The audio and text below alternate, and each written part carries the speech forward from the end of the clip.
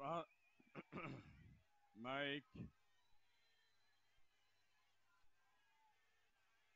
రాష్ట్రాన్ని కాపాడుకోవడానికి రా కదిలిరా అని పిలిపిస్తే మహానాడును తరపించే విధంగా ఈ రోజు మీరందరూ వచ్చారంటే చాలా సంతోషం.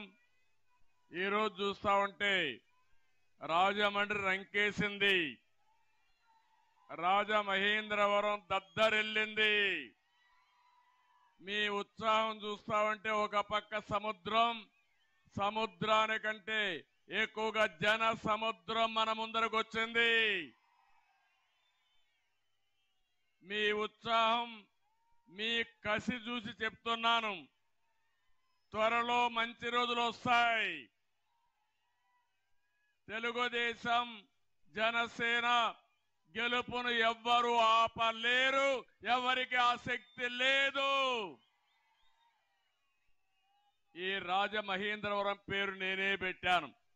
రాజమండ్రిని రాజమహేంద్రవరం పేరు పెట్టింది కూడా నేనే పెట్టాను. ఈరోజు ఈ యొక్క నగరానికి, ఈ ప్రాంతానికి ఒక విశిష్టమైన చరిత్ర ఉంది. ఇక్కడి నుంచి నన్నయ్య గారైతే భారతాన్ని అనువదించాడు. వీరేశలింగం గారు ఇక్కడి నుంచి సంస్కరణలు ప్రారంభించారు. ఎవరైతే ప్రకాశం పంతులు ఇక్కడే మున్సిపల్ చైర్మన్ గా పనిచేసి బ్రిటిష్ వాడికి గుండె చూపించి నీకు చేతనైతే కాల్చమని చెప్పిన ధైర్యశీలి ప్రకాశం పంతులు. అలాంటి మీ దగ్గరికి నేను వచ్చా. ఈరోజు నేను రా కదిలిరా పిలిపించాను. మీకందరికి అనిపించవచ్చు ఇది నా కోసరమో, పవన్ కళ్యాణ్ కోసరమో, తెలుగుదేశం కోసరమో, జనసేన కోసరం కాదు. ఈ రాష్ట్రాన్ని కాపాడుకోవాలి, భావితరాల భవిష్యత్తు కాపాడుకోవాలి. అందుకే నేను మిమ్మల్ని అందరిని అడుగుతున్నా, మేమందరం తప్పకుండా పోరాడతాం. విజయం మనదేని గట్టిగా చప్పట్లు కొట్టి హర్షాన్ని, ఆమోదాన్ని తెలియజేయండి.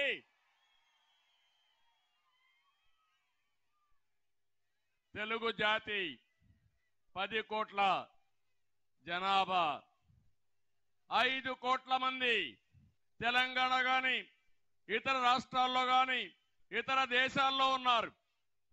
5 కోట్ల మంది మన రాష్ట్రంలో, ఆంధ్రప్రదేశ్ రాష్ట్రంలో ఉన్నారు. ఈ రోజు మీరు చూస్తే, ఆ రోజు నేను దూరదృష్టితో ఒక విజన్ ఇచ్చాను. హైదరాబాద్ ని అభివృద్ధి చేశాను. ఈ రోజు ప్రపంచ పటంలో పెట్టాం. ఈ రోజు మీరు చూస్తే తెలంగాణ రాష్ట్రం దేశంలోనే తలసరి ఆదాయంలో నెంబర్ 1 అంటే ఆ రోజు తెలుగుదేశం పార్టీ వేసిన ఫౌండేషన్ ని మీరందరూ అర్థం చేసుకోవాల్సిన అవసరం ఉంది. ఇంకో పక్కన మీ ఊర్లో మీరు చూడండి, 10 మంది 20 మంది, కొన్ని గ్రామాల్లో 100 మంది వేరే రాష్ట్రాలకు వెళ్ళారు, వేరే దేశాలకు వెళ్ళారు. ఆ రోజు నేను ఒక ఆయుధం వాళ్ళకి ఇచ్చా. ఆ ఆయుధమే ఐటీ. అక్కడ వాళ్ళకంటే ఎక్కువ డబ్బులు సంపాదిస్తారు. అవునా కాదా అని మిమ్మల్ని అడుగుతున్నా. ఎవరికైనా అనుమానం ఉంటే, వైఎస్ఆర్ కాంగ్రెస్ పేటీఎం బ్యాచ్ కి అనుమానం ఉంటే నేను చెప్పక్కర్లా, మీ ఊరికి వెళ్ళాడు అడగండి, లేకుంటే నీ కొడుకుని అడగండి, నీ కూతుర్ని అడగండి. వాళ్ళు కూడా నా బెనిఫిషరీసే, నా వల్ల బాగుపడిన వాళ్ళు. అవునా కాదా అని మిమ్మల్ని అడుగుతున్నా. అలాంటి రాష్ట్రం ఏంటి ఈరోజు, ఏంటి ఇబ్బందులు? ఒక విషయం నేను మిమ్మల్ని అందరూ చెప్తున్నా. నిన్న ఒక్కరోజు నేను చూశాను, ఒక సైకో పరిపాలన ఈరోజు రాష్ట్రంలో జరుగుతా ఉంది. ఒక మానసిక రోగి ఈ రాష్ట్రాన్ని పరిపాలిస్తున్నాడు. మొన్ననే విశాఖపట్నంలో మీటింగ్ పెట్టుకున్నారు. పెట్టుకోండి, విమర్శించండి, మాకు బాధ లేదు. నా ఫోటోని, పవన్ కళ్యాణ్ ఫోటోని, వేరే వాళ్ళందరూ ఫోటోలు 2-3 పెట్టి, వాళ్ళు అక్కడ చూస్తే బాక్సింగ్ బ్యాగ్స్ పెట్టి దాంతో కొడుతూ, కాళ్లతో బూట్ కాళ్ళతో తంతూ ఇష్టానుసారంగా చేశారంటే ఇది నాగరిక ప్రపంచం అనుమతిస్తుందా అని మిమ్మల్ని అడుగుతున్నా. ఇది న్యాయమా అని మిమ్మల్ని అడుగుతున్నా. నేను అడుగుతున్నా, ఇక్కడ పోలీసులు ఉన్నారు. నేను ఆ పని డయాస్ పైన పెట్టి జగన్మోహన్ రెడ్డి ఫోటోకు చేస్తే మీరు అనుమతిస్తారా అని పోలీసులు అడుగుతున్నా. చెప్పండి అయ్యా, మీరు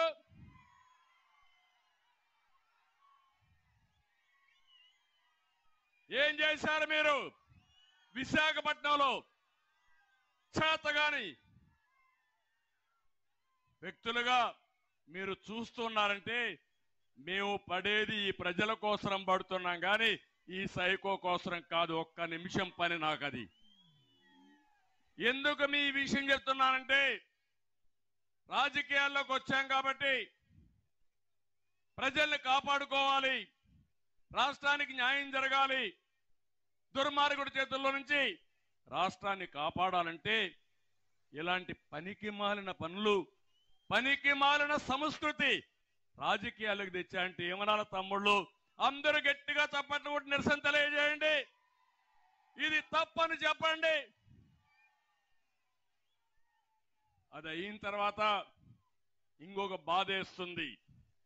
నిన్ననే మాచర్ల దుర్గారావు అనే ఒక కార్యకర్త, మత్స్య కార్మికుడు, అతన్ని విపరీతంగా మీరు చూస్తే పోలీసులు తీసుకుపోయి హెరాస్మెంట్ మొదలుపెట్టారు, కొట్టడం మొదలుపెట్టారు, పార్టీ మారమన్నారు.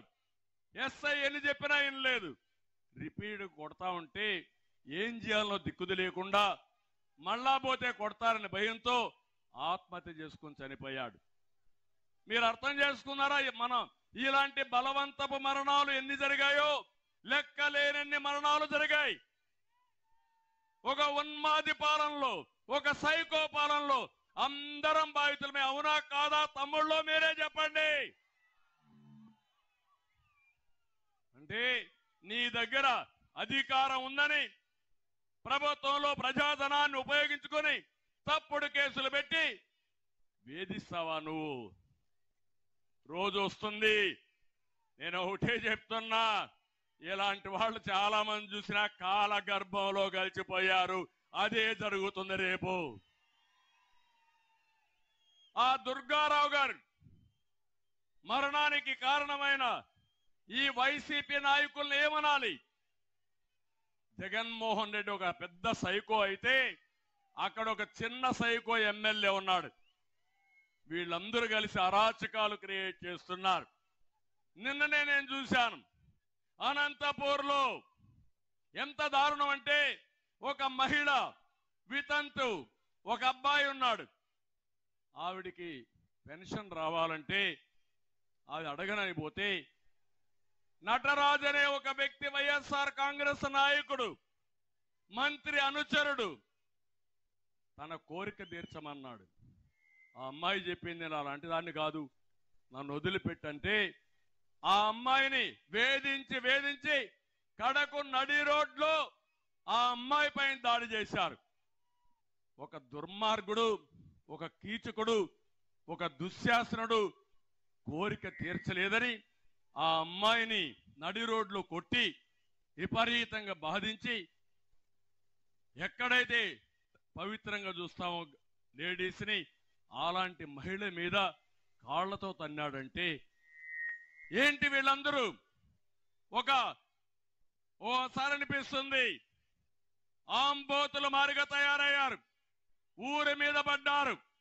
ఆంబోతులకు హెచ్చరిక చేస్తున్నా, నా ఆడబిడ్డల జోలుకొస్తే కబద్దార్, అదే లాస్ట్ డే అవుతుంది మీకు.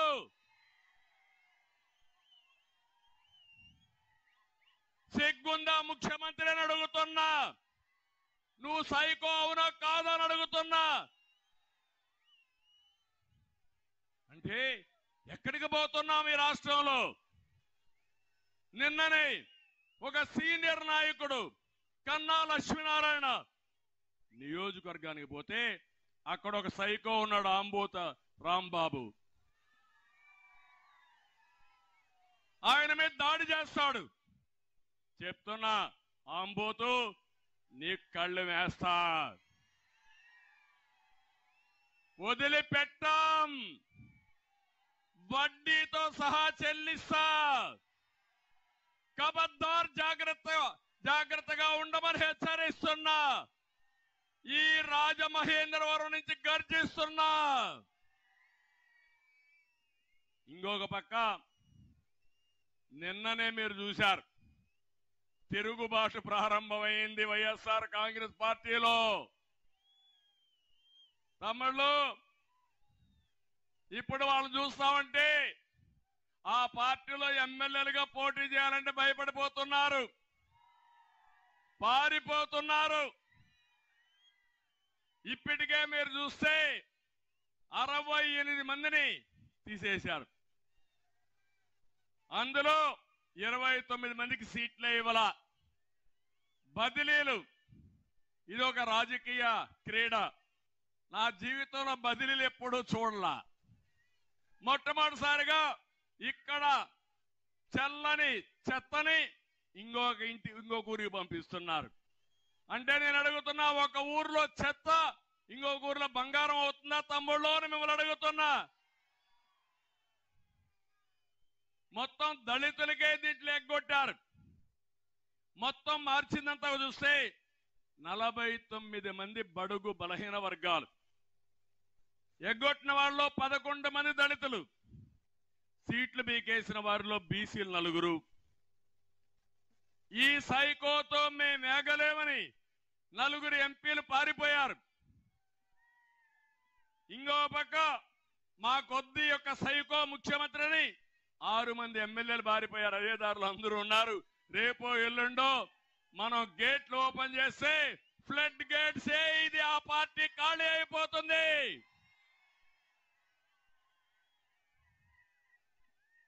ఇంకో పక్కన ఒక 2 ఎమ్మెల్సీలు కూడా రాజీనామా చేసేశారు. నీతో మేము ఏగలేము, మాకొద్దని. మీరు ఒకసారి చూస్తే మొత్తం బదిలీ చేసిన వాళ్ళు మీరు చూడండి. తానేటి వనిత ఎస్సీ, చెల్లబోయిన వేణుగోపాలు, చెల్లని వేణుగోపాలు బీసీ, జోగి రమేష్, విడతల రజని, ఆదిమూలం సురేష్, మేరుగ నాగార్జున, గుమ్మనూరు జయరాం, ఉషశ్రీ చరణ్, నారాయణ స్వామి, గుడివాడ అమర్నాథ్. 10 మంది మంత్రులు అవుట్ అయిపోయారు, అప్పుడే ఓడిపోయారు. Game is over. అవునా కాదా తమ్ముళ్ళు అని మిమ్మల్ని అడుగుతున్నా. గెలుపు మంది అవునా కాదా అని మిమ్మల్ని అడుగుతున్నా. ఎప్పుడైతే తెలుగుదేశం జనసేన పొత్తనంగానే ప్యాంట్లు తడిచిపోయినాయి, డైఫర్లు వేసుకొని తిరుగుతున్నారు ఇప్పుడు వీళ్ళు. రేపో ఎల్లుండో మీరు మీ పార్టీ వెంటిలేటర్ పైకి పోతారు భయపడిపోయి. ఆ రోజు ఎక్కువ రోజుల్లో లేదు. అవునా కాదా అని మిమ్మల్ని అడుగుతున్నా. తమ్ముళ్ళు, నిన్న ఒక ఎమ్మెల్యే అడిగాడు, ఈ ముఖ్యమంత్రిని సమాధానం చెప్పమంటున్నా. ఒక ఆయన సత్యవేడులో ఆదిమూలం ఒక ఎమ్మెల్యే, ఆయనకి ఏం చేశారంటే సీట్ ఇవ్వకుండా ఎంపీగా ఇచ్చారు. అతను నీతుండేవాడు కాబట్టి ఒక మాట అన్నాడు, నన్ను ఎంపీగా పంపించారు, దేనికి పంపించారో చెప్పమన్నాడు. కాదు, నీ మీద బాగాలేదు, అందువల్ల నిన్ను ఎంపీగా పంపిస్తామన్నారు. అంటే నా మీద బాగాలేదని ఎవరు చెప్పారు మీకు అన్నాడు. పక్కనే ఇక్కడే ఉన్నాడు పెద్ద పోటుగాడు, వస్తా ఉంటాడు ఒక ఆయన, మిథున్ రెడ్డి అని మీ దగ్గరికి. వాళ్ళ నాన్న అక్కడ ఒక దళితుడికి సీట్ ఇవ్వకుండా చేయడానికి కారకుడయ్యాడని సీఎం ముందరనే చెప్పాడు. చెప్పడం కాదు, ఒకే మాట అడిగాడు, నా నియోజకవర్గంలో 200 నుంచి 300 టిప్పర్లు మట్టిని చెన్నైకి పంపించి ఆ నెపం నా మీద పెట్టి నాకు సీట్ ఇవ్వకుండా చేశాడు ఈ పెద్ద మనిషి అని చాలా స్పష్టంగా చెప్పాడు. అయినా న్యాయం జరగల. అందుకే నేను అన్నాడు, నాకు ఈ ఎంపీ వద్దు, మీ పోటీలో నేను పోటీ చేయను, మీ పోటీకి రామ్ రామ్ అని రాజీనామా చేసే పరిస్థితికి వచ్చాడు. నేను అడుగుతున్నా, ఆది మూలం పైన మీరు యాక్షన్ తీసుకున్నారు, మీరు సీట్ ఇవ్వలేదు. మీ పెద్దిరెడ్డి 200 నుంచి 300 టిప్పర్లు బట్టి మట్టి ఏ దొరికితే తినేశాడు. యాక్షన్ తీసుకునే ధైర్యం నీకుందా అని అడుగుతున్నా. పెద్దిరెడ్డికి ఒక న్యాయం, ఆదిమూలానికి ఒక న్యాయం అని మిమ్మల్ని అడుగుతున్నా. పెద్దిరెడ్డి ముఖ్యమంత్రికి వాటాదారుడు, భాగస్వామి, పాపం అమాయకుడు, ఎస్సీ షెడ్యూల్ కులం, అడిగేవాడు లేడు, తీసిపారేశాడు. ఇది న్యాయమాన మిమ్మల్ని అడుగుతున్నా. ఇలాంటి మీరు చూస్తే కొల్లలు జరిగే పరిస్థితికి వచ్చింది. ఇంకో పక్క నిన్నే నేను చూసా, కడపలో ఒక ఎమ్మెల్యే వెళ్ళాడు ముఖ్యమంత్రి దగ్గరికి. మాట్లాడుతూ ఉంటే సర్వే రిపోర్ట్లు వచ్చాయి, నీకు బాగాలేదు అన్నాడు. ఎవరు? ముఖ్యమంత్రి అన్నాడు. దానికి ఆ ఎమ్మెల్యే అన్నాడు, నాకు బాగలేదంటావేంటి, నేను 24 గంటలు ఊరిలో ఉన్నానంటే, కాదు సర్వే రిపోర్ట్ అన్నారు. ఏ సర్వే రిపోర్ట్ వచ్చిందో నాకు తెలియదు. నేను 24 గంటలు ప్రజలతోనే ఉన్నాను. నేను ఎక్కడ కూడా మర్డర్లు చేయలేదు, మర్డర్లు చేసిన వాళ్ళని సపోర్ట్ చేయలేదు. నీ ఇష్టం వచ్చింది చేసుకోమంటే ముఖ్యమంత్రి కోప్పడితే ఒకే మాట చెప్పాడు, హోల్సేల్ గా రాష్ట్రంలో అవినీతి జరుగుతా ఉందని దేశం అంతా చెప్పుకుంటా ఉంది, నువ్వు నా మీద మాట్లాడతావని చెప్పి బయట వచ్చాడు. తిరుగుబాటు వైఎస్ఆర్ కాంగ్రెస్ పార్టీ ఎమ్మెల్యేలో ప్రారంభమైంది. ఎన్నికల ముందే ఈ పార్టీ ఓడిపోతుంది, ఎన్నికలు అవుతానే ఖాళీ అయిపోతుంది. ఆ పార్టీ ఉండదు తమ్ముళ్ళు, గుర్తుపెట్టుకోండి. నేను అందుకే ఒక్క విషయం మిమ్మల్ని అడుగుతున్నా.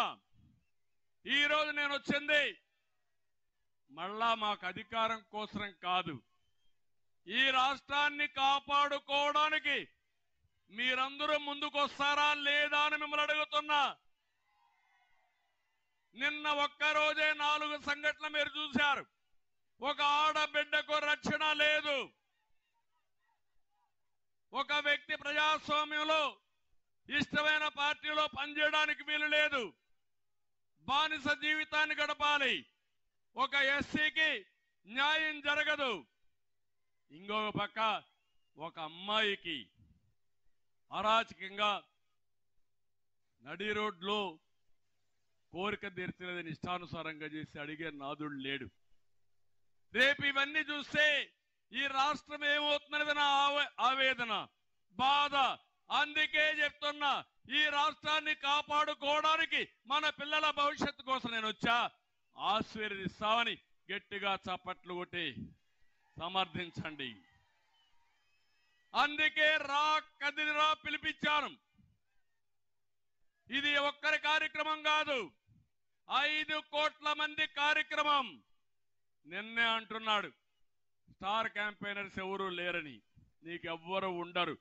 5 కోట్ల మంది కూడా ముక్త కంఠంతో సిద్ధంగా ఉన్నారు నిన్ను దించడానికని మరొక్కసారి ఈ సమావేశంలో హెచ్చరిస్తున్నా. తమ్ముళ్ళు, నేను అడుగుతున్న ఎక్కున్నారు చాలా మంది యువత, ఏం తమ్ముళ్ళు ఉద్యోగాలు వచ్చాయా? జాబ్ క్యాలెండర్ వచ్చిందా? డిఎస్సి పెట్టాడా? ఎవరికైనా ఉద్యోగం వచ్చిందా? ఆ రోజు ఏం చెప్పాడు? 5 ఏళ్ళు అయిపోయింది, ఇప్పటికి కూడా ఒక ఉద్యోగం ఇవ్వాలా? ఇచ్చాడా అని అడుగుతున్నా మిమ్మల్ని. కానీ ఉద్యోగం అడిగిన వాళ్ళకి గంజాయి ఇస్తున్నాడు. గంజాయి దొరకని ప్లేస్ ఏదైనా ఉందా అని మిమ్మల్ని అడుగుతున్నా.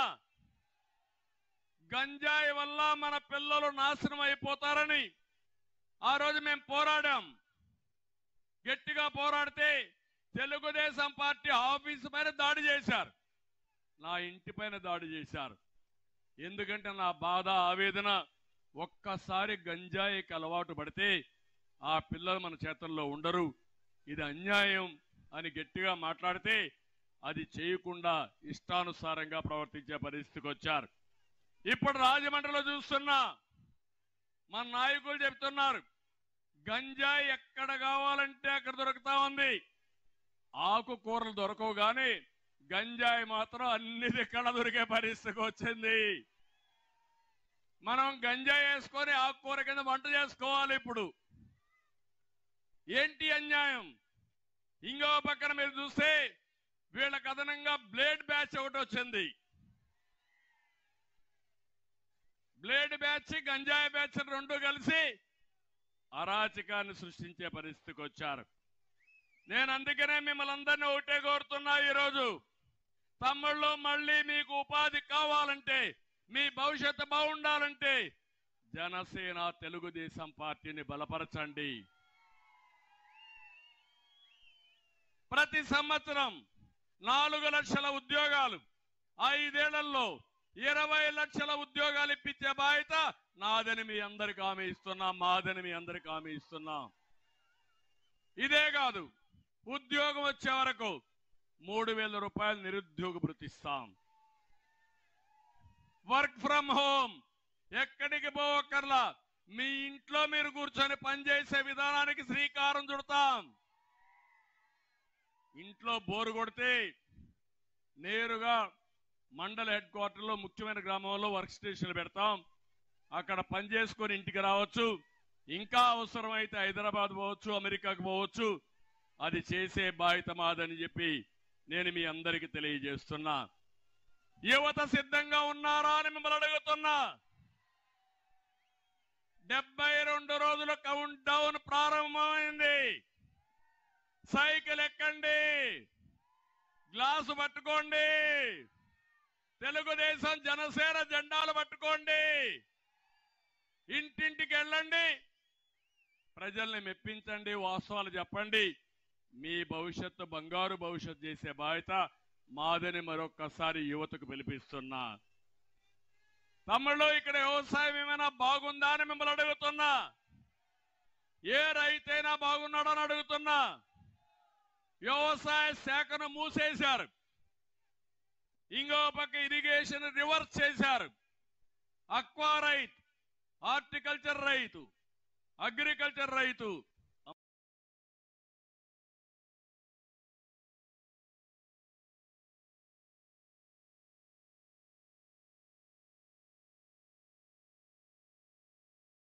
తెలుగుదేశం జనసేన జెండాలు పట్టుకోండి, ఇంటింటికి వెళ్ళండి, ప్రజల్ని మెప్పించండి, వాస్తవాలు చెప్పండి.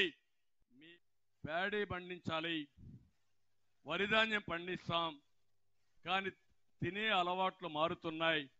దీనికి అనుగుణంగా మన పంటలు మార్చుకోవాలని ఆ రోజు నేను ఆలోచించాను. అందుకే మీరు ఈరోజు చూస్తే పామాయిల్ రాష్ట్రంలో ప్రవేశపెట్టింది మన నాయకుడు ఎన్టీ రామారావు గారు అనే విషయం మీరు గుర్తుపెట్టుకోవాలి. వాణిజ్య పంటలకు ఎక్కువ ప్రాధాన్యత ఇచ్చాం.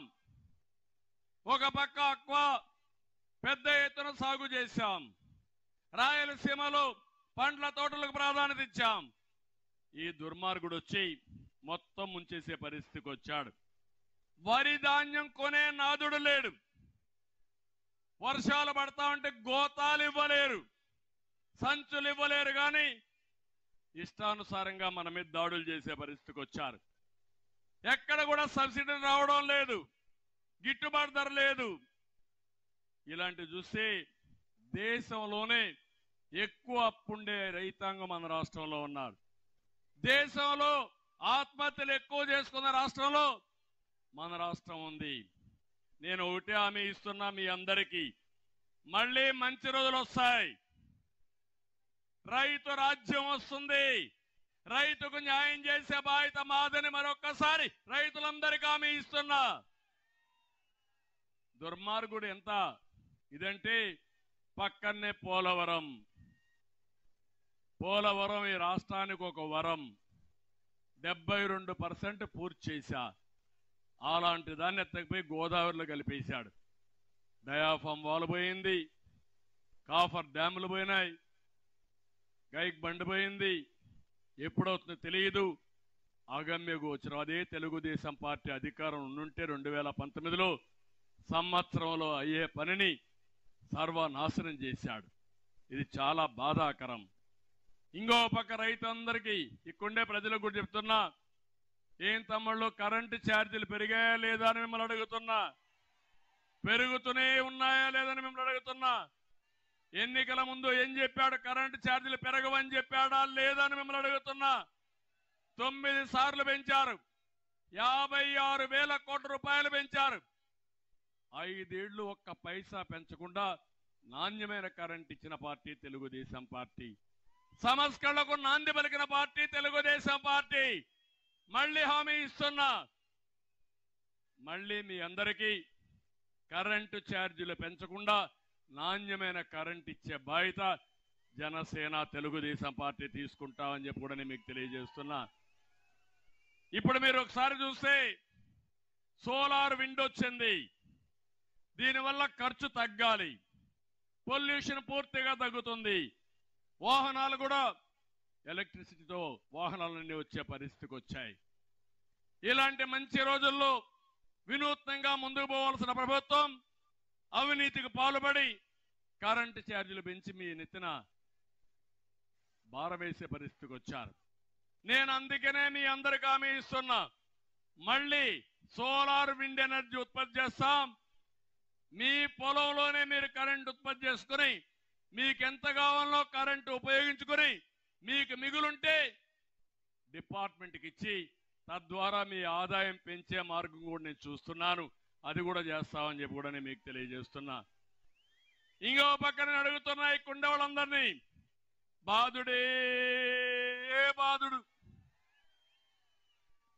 మామూలు బాధుడు కాదు, పన్నులు బాధుడితో పేదల రక్తం దాగే మాయగాడి జగన్.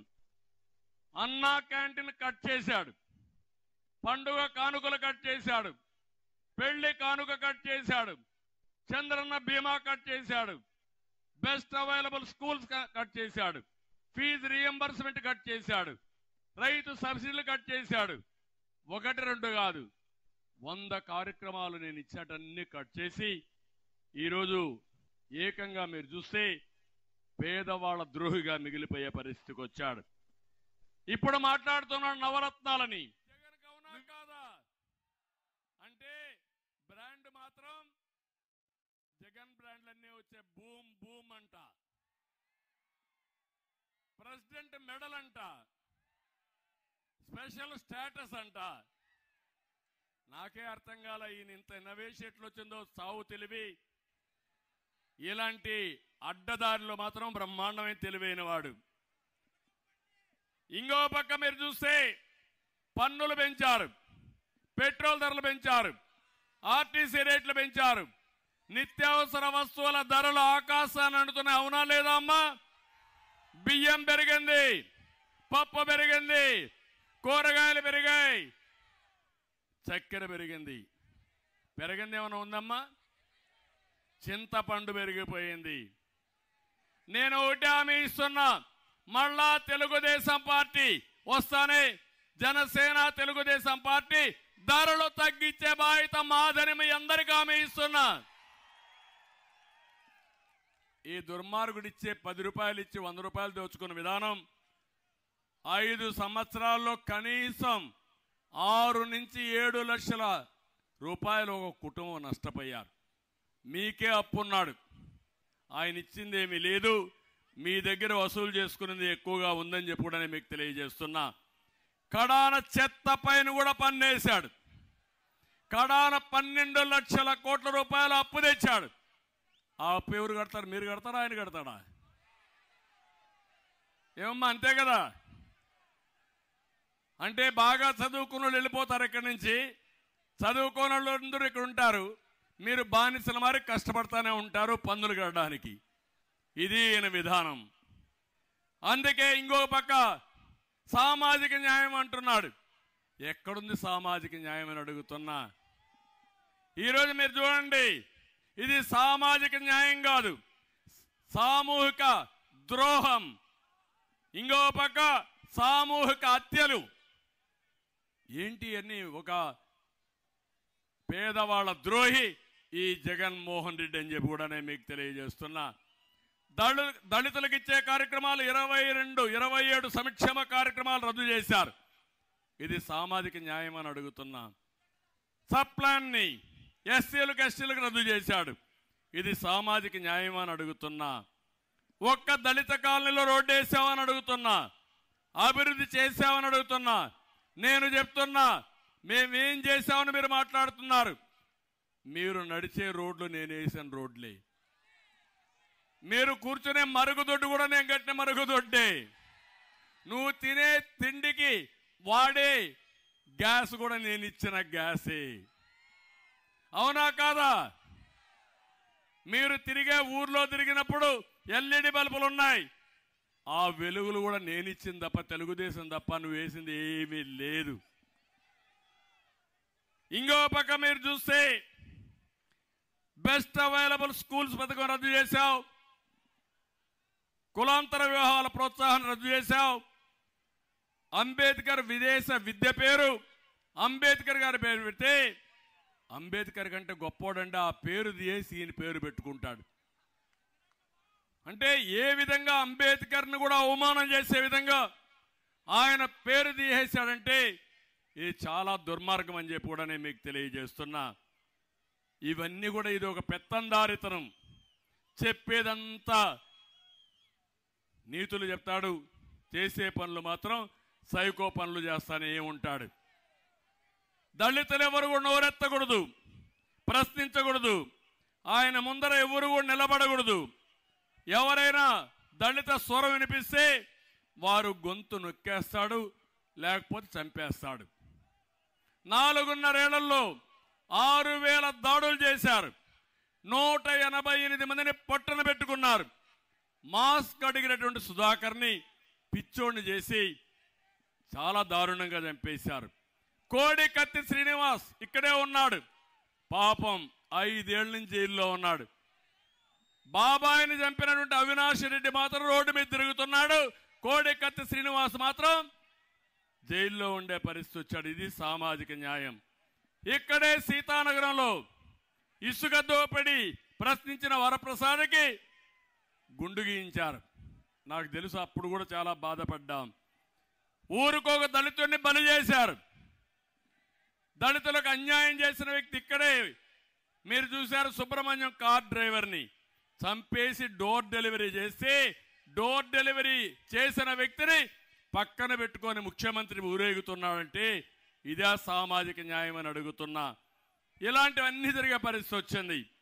ఇంకో పక్క నేను ఒకటే మీ అందరికీ కోరుతున్నా, బీసీలు తెలుగుదేశం పార్టీకి వెన్నెముక. బీసీలకు రుణపడున్నాం. తప్పకుండా బీసీ రుణం తీర్చుకుంటాం, సప్లాన్ తెస్తాం. న్యాయం చేసే బాధ్యత తెలుగుదేశం పార్టీదని వెనుకబడిన వర్గాలందరికీ హామీ ఇస్తున్నా. అందుకే బీసీలకు రక్షణ చట్టం తీసుకొచ్చాం. చర్చలు కూడా చేస్తున్నాం. జనసేన తెలుగుదేశం ఇద్దరం కలిసి ఏ విధంగా న్యాయం చేయాలనో న్యాయం చేయడం కోసం తొందరలోనే ఒక ఎలక్షన్ మేనిఫెస్టో తెస్తాం. దీన్ని అమలు చేసే బాధ్యత మేము తీసుకుంటామని మేము చాలా స్పష్టంగా మీ అందరికీ హామీ ఇస్తున్నాను. ఇంకో పక్క ఈరోజు మీరు చూస్తే సామాజిక న్యాయం అని మాట్లాడే పెద్ద మనుషులు సామంత రాజులు పెట్టారు. పెద్దిరెడ్డి, సాయిరెడ్డి, సుబ్బారెడ్డి, సజ్జల్ రెడ్డి, వీళ్ళది పెత్తనం. కడమంతా కూడా బడుగు బలహీన వర్గాలు వీళ్ళకు ఊడిగం చేయాలి, కాళ్ళు మొక్కాలి. అది వీళ్ళ సామాజిక న్యాయం. ఈ బూటకాలొద్దు, వాస్తవాలకు రమ్మని కూడా హెచ్చరిస్తున్నా. అందుకే మీరందరూ కూడా సామాజిక న్యాయం గురించి మాట్లాడే అర్హత మీకు లేదని హెచ్చరిస్తున్నా. నేను మొన్నే మేము భవిష్యత్ గ్యారంటీ ఒక కార్యక్రమం ఇచ్చాం.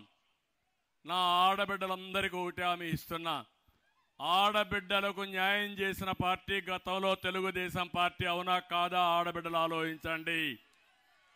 మొట్టమొదటిసారిగా రాజకీయాల్లో 8% రిజర్వేషన్లు పెట్టింది నందమూరి తారక రామారావు గారు. ఆ తర్వాత ఆస్తిలో సమాన హక్కు ఇచ్చింది ఎన్టీ రామారావు గారు.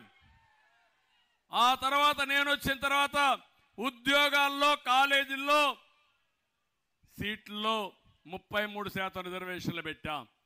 ఒకప్పుడు డౌరీ ఉండేది, ఇప్పుడు డౌరీ కూడా లేదు. బాగా చదువుకొని రివర్స్ డౌరీ ఇస్తున్నారు. ఆడపిల్లలకు డబ్బులు ఇచ్చి పెళ్లి చేసుకునే పరిస్థితికి వచ్చారంటే అది తెలుగుదేశం పార్టీ సాధించిన విజయం. డాక్రా సంఘాలు పెట్టాను, పొదుపు ఉద్యమం నేర్పించాను, మిమ్మల్ని అందరినీ నాయకులుగా తయారు చేశాం.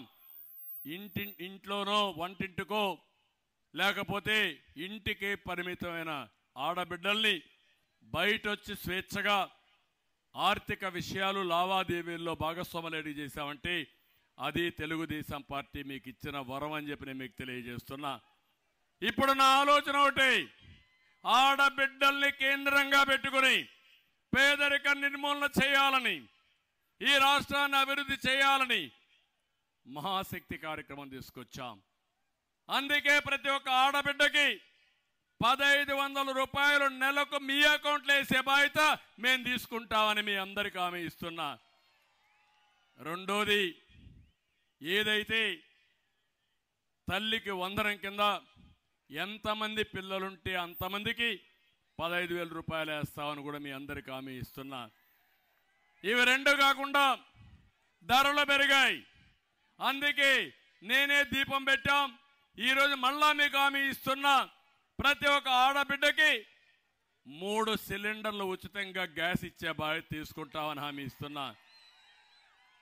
ఆర్టీసీ బస్సుల్లో ఉచిత ప్రయాణ సౌకర్యం ఏర్పాటు చేస్తాం. ఈ 4 చేసి మీ ద్వారా 15 రూపాయలు నేను ఇస్తే 15 రూపాయలని 100 రూపాయలు ఎట్టు చేయాలి, 1000 రూపాయలు ఎట్టు చేయాలి, 10,000 రూపాయలు ఎట్టు చేయాలి, మిమ్మల్ని ఆర్థికంగా వెసులుబాటు తేవడానికి ఏం చేయాలనో చేపించే బాధ్యత మేము తీసుకుంటాం. అదే P4 అన్న. పేదరికం నుంచి ప్రతి ఒక్కరిని పైకి తీసుకొచ్చే విధానానికి తెలుగుదేశం జనసేన శ్రీకారం చుడతాం. ఇది చేసి చూపిస్తామని మరొక్కసారి హామీ ఇస్తున్నా. అందుకే మా ఆడబిడ్డల పైన నాకు ఒక విశ్వాసం, ఒక నమ్మకం. మీకు ఒక అన్నగా, ఒక తమ్ముడుగా మీకు న్యాయం చేసిన పార్టీ తెలుగుదేశం పార్టీ. ఇప్పుడు జనసేన తెలుగుదేశం 2 పార్టీలు కూడా మా ఆడబిడ్డలకు న్యాయం చేస్తామని మరొక్కసారి హామీ ఇస్తున్నా. ఇలాంటి కార్యక్రమాలు చేసినప్పుడు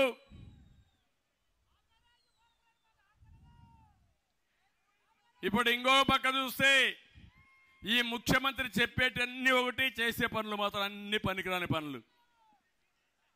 ఆయన పెట్టిన హాస్పిటల్స్ బ్రహ్మాండంగా ఉన్నాయన్నాడు. రెండోది, ఆరోగ్యశ్రీ బ్రహ్మాండంగా జరుగుతుందన్నాడు. ఆరోగ్యశ్రీ జరుగుతా ఉందా అని మిమ్మల్ని అడుగుతున్నా. మీకు డబ్బులు ఎక్కడ ట్రీట్మెంట్ ఇస్తున్నారని మిమ్మల్ని అడుగుతున్నా. 1000 రూపాయల పైన అయితే అందరికీ ఆరోగ్యశ్రీ వర్తిస్తుందన్నాడు. వర్తిస్తా ఉందా అని మిమ్మల్ని అడుగుతున్నా.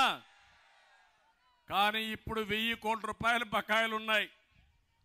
హాస్పిటల్స్ మొరాయించారు, మీ ఆరోగ్యశ్రీ మాకొద్దు, మీ పేషెంట్లు మాకొద్దంటే రౌడీల్ని పంపించి బెదిరిస్తున్నాడు. నేను ఒకటే చెప్తున్నా, ఏమీ భయపడద్దండి, మేము అండగా మీకుంటాం. ఈ పార్టీ పోయే పార్టీ.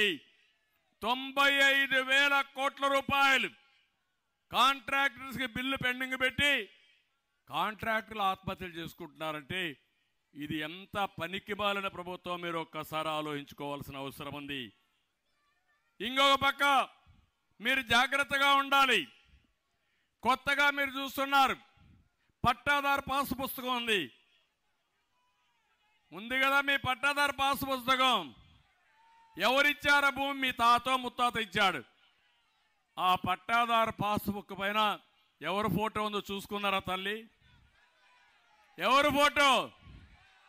జగన్ ఫోటో అవునా కాదా? సైకో ఫోటో అవునా కాదా? పాస్బుక్ మీది, మీ తాత ముత్తాతలు ఇచ్చిన ఆస్తి, ఫోటో అయింది. అంటే మీ అమ్మ తరపున బంధువా, మీ నాన్న తరపున బంధువా? ఈ సైకో మీ ముఖం మీరు చూడాలని నిద్రలేస్తానే. ఇప్పుడు సర్వేలు చేయించారు, సర్వేలో కూడా సర్వే రాళ్ళు వేస్తున్నారు. ఆ సర్వే రాళ్ళలో కూడా మీ యొక్క ఫోటో, ఆయనే ఫోటో. ఎక్కడి నుంచో రాళ్ళు తీసుకొచ్చాడు. 4,000 కోట్ల రూపాయల అవినీతి. అంటే ఇంట్లో ఆయన ఫోటో చూడాలా, పొలం పోతే ఆయన ఫోటో చూడాలా, కడాన మీరు మరుగుదొడ్డికి పోతే కూడా ఆయన ఫోటో చూడాలి. ఇప్పుడు ఇంకో పక్కన మీరు ఒకసారి చూస్తే చాలా దుర్మార్గంగా వీళ్ళు ఇష్ట ప్రకారం ప్రయత్నం చేస్తూ కొత్త భూరక్షణ చట్టం అని ఒక చట్టాన్ని తీసుకొస్తున్నాడు. ఇది భూరక్షణ కాదు, భూభక్షణ.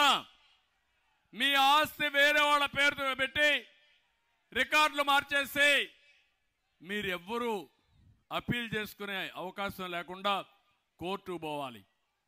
ఈ భూరక్షణ చట్టం ఒక బోగస్, ఇది ఒక ఫేక్. ఇది ఈ ఫేక్ ముఖ్యమంత్రి పేదవాళ్ళని బాధ పెట్టడానికి, మీ సొంత ఆస్తులు లాగేయడానికి చేస్తున్నాడు.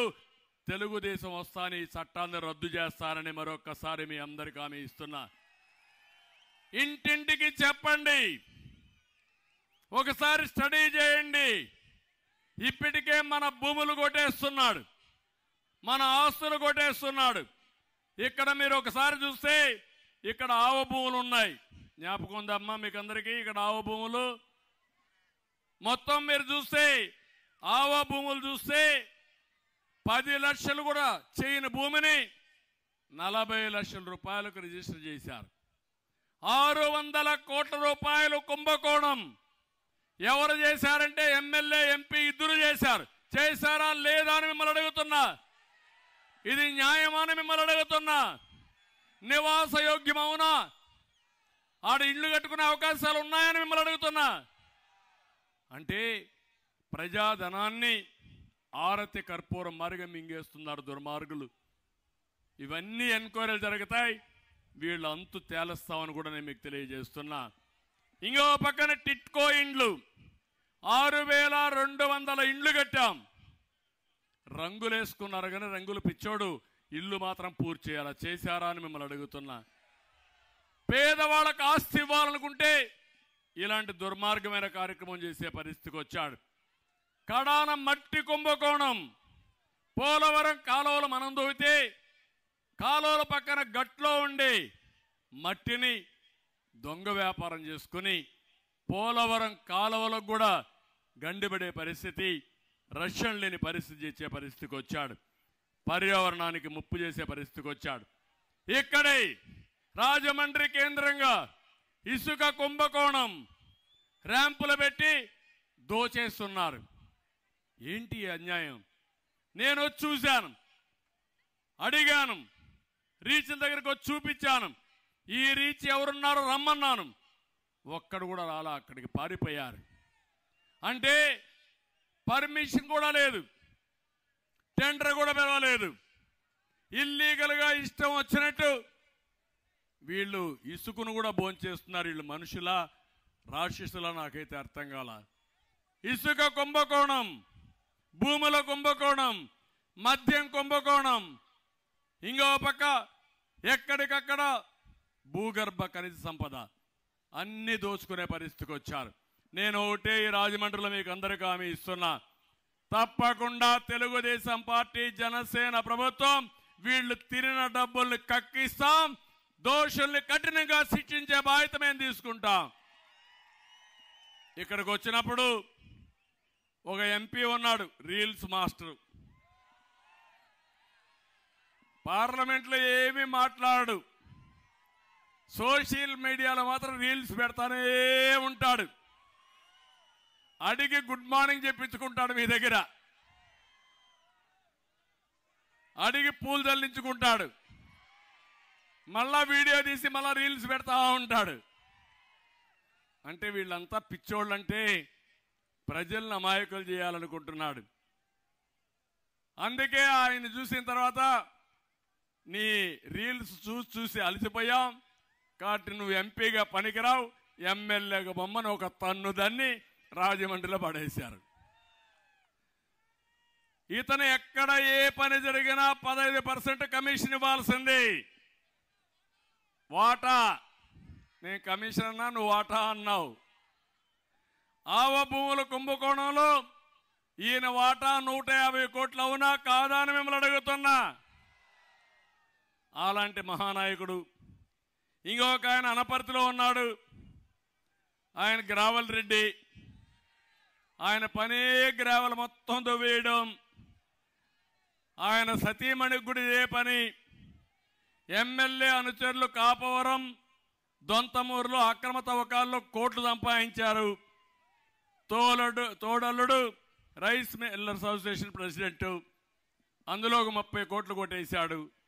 అక్కడుండే మన ఇన్ఛార్జ్ అయితే కొట్లాడుతూనే ఉన్నాడు. గ్రావెల్ మాత్రం ఆపలేకపోయాడు. కేసులు మాత్రం ఉన్నాయి. కోర్టు చుట్టూ తిరిగే పరిస్థితికి వచ్చాడు. ఇది న్యాయం ఈ రాష్ట్రంలో, ఈ జిల్లాలో. ఇంకో పక్క రాజానగరం జక్కంపూడి రాజా బ్లేడ్ బ్యాచ్ లీడరు. ఎక్కడ బ్లేడ్ బ్యాచ్ ఉన్నా ఆయన ఉంటాడు అక్కడ. ఆయన పెద్ద నాయకుడు. పేదల ఇళ్ల స్థలాల్లో 5 లక్షల భూమి 45 లక్షల రూపాయలు రిజిస్టర్ చేస్తాడు. 5 లక్షలకు కొంటాడు, 45 లక్షలకు అమ్మతాడు. గొప్ప నాయకుడు.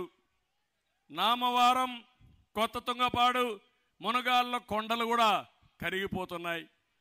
మహాగణుడు. ఆయన ఏమీ చేయలేడు. ఆయన భోజనమే ఇసుక, లేకుంటే గ్రావెలు. ఇలాంటి నాయకులు ఇక్కడ ఉన్నారు. నిడదవల్లో ఒక ఆయన ఉన్నాడు, శ్రీనివాసులు నాయుడు. రియల్ ఎస్టేట్ వ్యాపారం, వసూళ్లన్నీ ఆయనవే. బకాసుల మాదిరిగా మట్టి ఇసుక మొత్తం పోంచేస్తున్నాడు. ఆయన ఒక పెద్ద నాయకుడు. పక్కనే కొవ్వూరులో ఒక మంత్రి ఉంది. పాపం ఇప్పుడు ఆ మంత్రిని కొవ్వూరు నుంచి ఒక పుష్ ఇచ్చి గోపాలపురానికి తరివేశారు.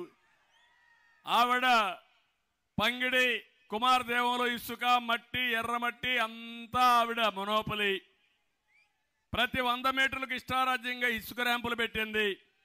బ్రహ్మాండమైన వ్యాపారం.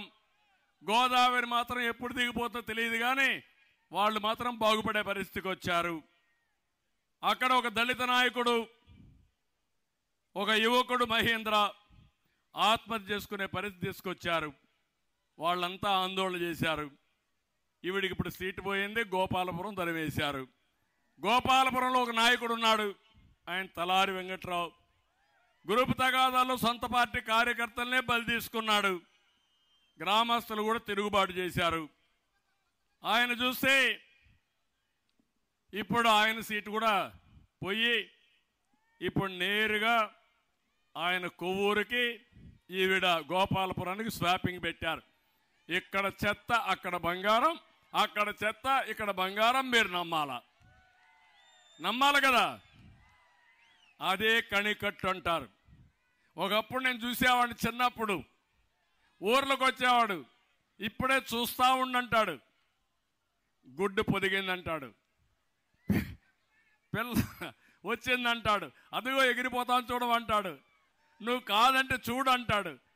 అదే కణికట్టు, అదే జరుగుతా ఉంది. జగన్మోహన్ రెడ్డి చేసే కణికట్టుని మనం ఆమోదించాలా. నేను చెప్పా జగన్మాయ, మా తమ్ముడు చెప్తాడు జగన్మాయ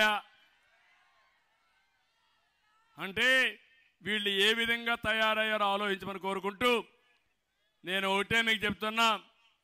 ఈ గోదావరి తీరాన మనం ఉన్నాం. నేనే గోదావరి పుష్కరాలు పెట్టి ఈ రాజమండ్రిని బ్రహ్మాండమైన టూరిజం హబ్గా తయారు చేయాలనుకున్నాం. దానికి కట్టుబడి ఉన్నాం. తప్పకుండా మళ్ళీ చేస్తామని చెప్పి నేను మీకు హామీ ఇస్తున్నా.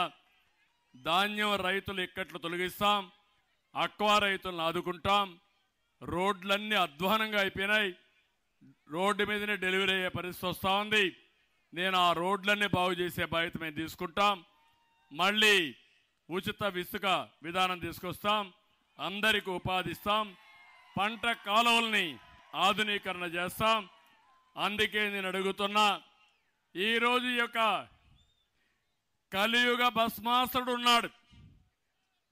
మీరందరూ ఆ రోజు మీ నెత్తిన చేయబెడితే, బుగ్గలు చేయబెట్టి ఇది చేస్తే మీరందరూ ఐసైపి ఓట్లు వేసేశారు, వరం ఇచ్చారు. బోలా శంకరుడు మారిగా ఓట్లన్నీ మీరేసి వరం ఇచ్చి ఈరోజు కలియుగ భస్మాసురుని తయారు చేశారు.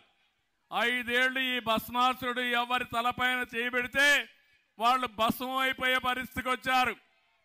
నేను కూడా బాధితుడినే, అవునా కాదా అని మిమ్మల్ని అడుగుతున్నా. పవన్ కళ్యాణ్ కూడా బాధితుడే. వేదిక పైన అందరం బాధితులమే. వేదిక పైనుండే మీరు బాధితులే. రాష్ట్రంలో 5 కోట్ల మంది బాధితులమే.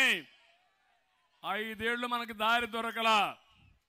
నిన్ననే మీరు చూస్తే మా జయదేవ లాంటి వ్యక్తి, బ్రహ్మాండంగా పోరాడిన వ్యక్తి, నాకు రాజకీయాలు వద్దు, కొంత సమయం విరామం కావాలని విశ్రాంతి తీసుకొచ్చే పరిస్థితి వచ్చాడంటే ఈ సైకో దెబ్బకి అందరూ పారిపోతున్నారు.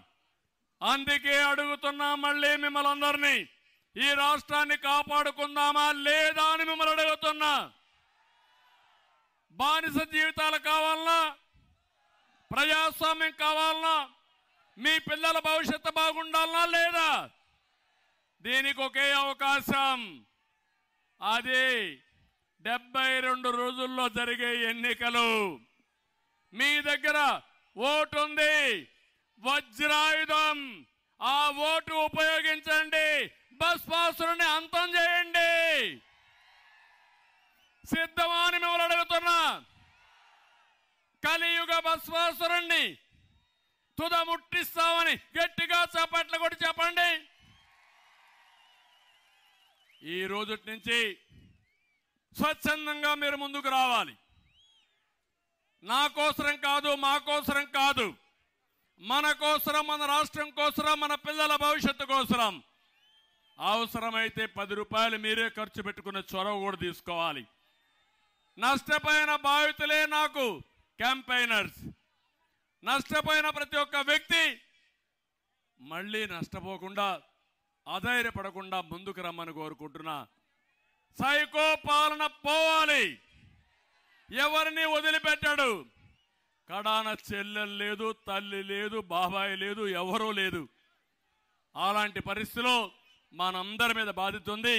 దానికి సిద్ధంగా ఉండమని మరొక్కసారి కోరుకుంటూ, మేమిచ్చిన ఈ పిలుపు ఈ రోజు నుంచి ఇంటింటికి వెళ్ళాలి. ప్రతి ఒక్క గుమ్మం తొక్కాలి, ప్రతి ఒక్క గుండె చప్పుడు చేయాలి. చేసి ప్రతి ఒక్కరిలో చైతన్యం తీసుకొచ్చి ఒక్క సీటు కూడా గెలవకుండా వైసీపీని చిత్తుగా ఓడించి భూస్థాపితం చేస్తామని మీరు ప్రతిన చేయాలి. అది చేయండి. ఈ రాష్ట్రాన్ని బాగు చేసే బాధ్యత మేము తీసుకుంటానని చెప్పి తెలియజేసుకుంటూ, నేను అన్నదాతల సంక్షేమం కోసం అంటే కదిలి రాని గట్టిగా పిడికిలు బిగించి మీరు పిలిపివ్వాలి.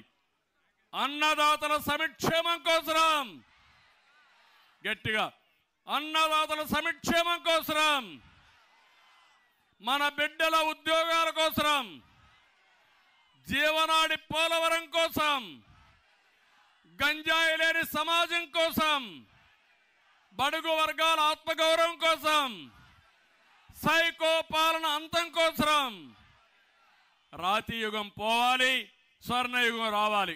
కదిలిరా. రాతి యుగం పోవాలి, స్వర్ణయుగం రావాలి. జనసేన తెలుగుదేశం